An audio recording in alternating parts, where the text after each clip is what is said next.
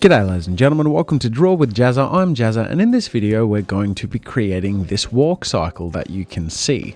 Now this is the finished walk cycle that is only seen at the start of the animation that I made called I Love Dota 2, the link to which is in the description. And it's a bit of a sped up tutorial in which I go through, it's kind of like a speed painting, but it's more like a speed animation. So you get to watch the process through which I make this walk cycle, and I'll go through and explain the process as it goes through, because as you can imagine, these things actually take quite an amount of time, and it's sped up a number of hours into a number of minutes. So getting started, I first begin with this straight flat image. So I'm setting it up ready with some references. I'm going to be animating the body only and not the head. I'm going to be just tweening the head. And so the body is a simple graphic. So to set up my guide, I'm going to have two lines to show where the feet should be placed as he walks. And I'm going to create a duplicate of the body lighter underneath so I can draw the character on top. And so when I begin drawing, I use very sketchy lines and do my construction line and draw the first pose of the walk.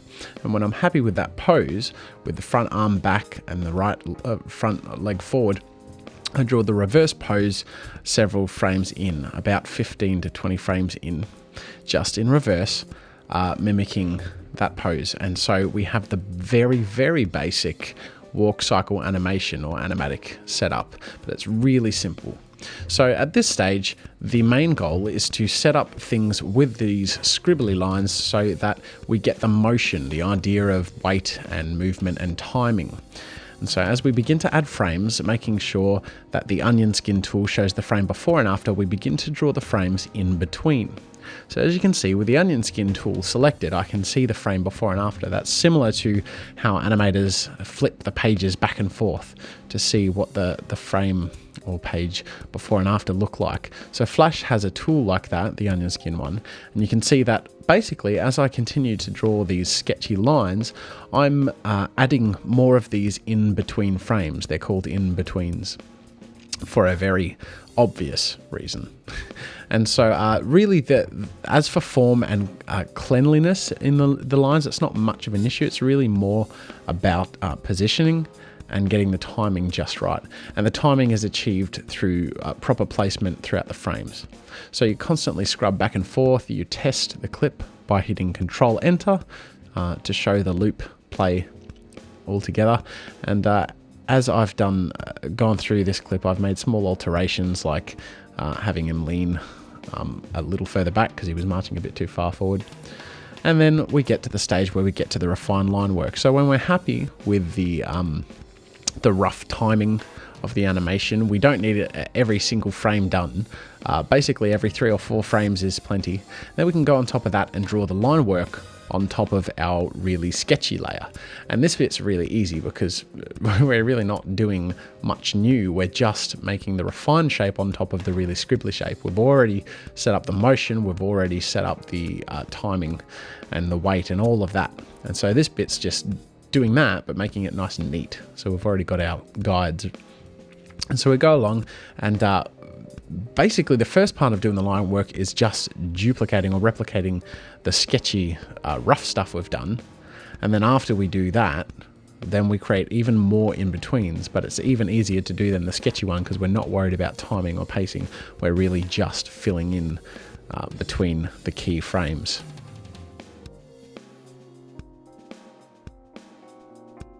So there you go. As you can see, I've got about 8 different key frames of the body, but when it plays through, it's a bit stagnated.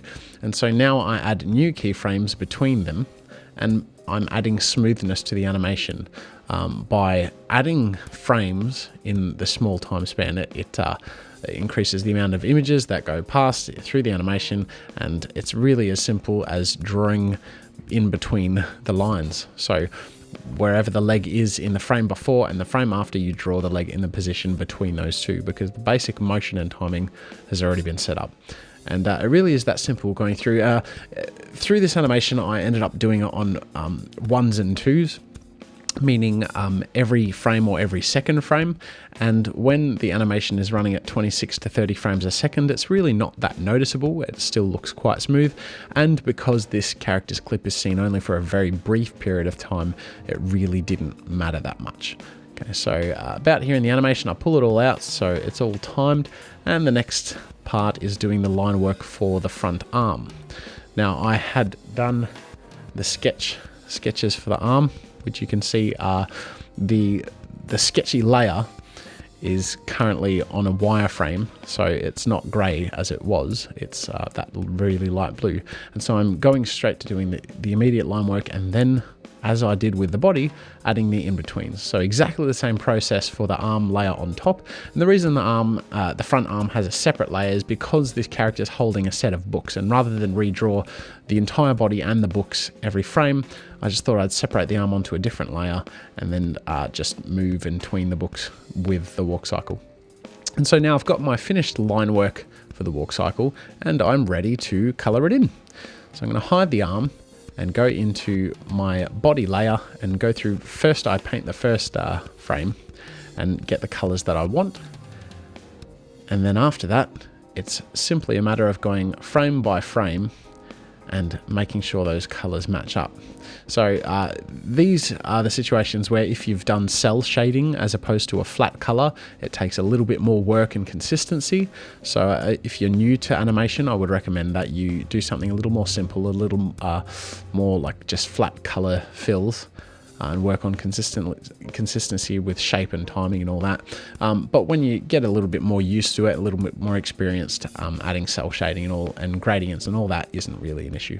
So basically just going through here, filling that in, and then I'll be doing the same on the top layer with the arm.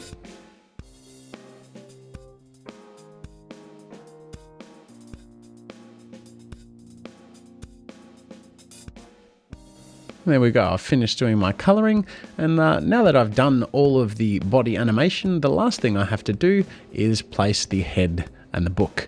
And so I basically just go through and add a keyframe on every frame that is new with the body animation, and just move the head and tweak the rotation, move the book and tweak the rotation with each time I've placed a new frame, and made sure that with each slight rotation and movement, it matches the body movement. For the next bit, I made a duplicate of that All Blacks logo and turned it into a movie clip, and then added that as well on each of those keyframes and tweened it in and out and kind of opened it and closed it a little bit in terms of the width, so that way it added a bit of a 3D effect.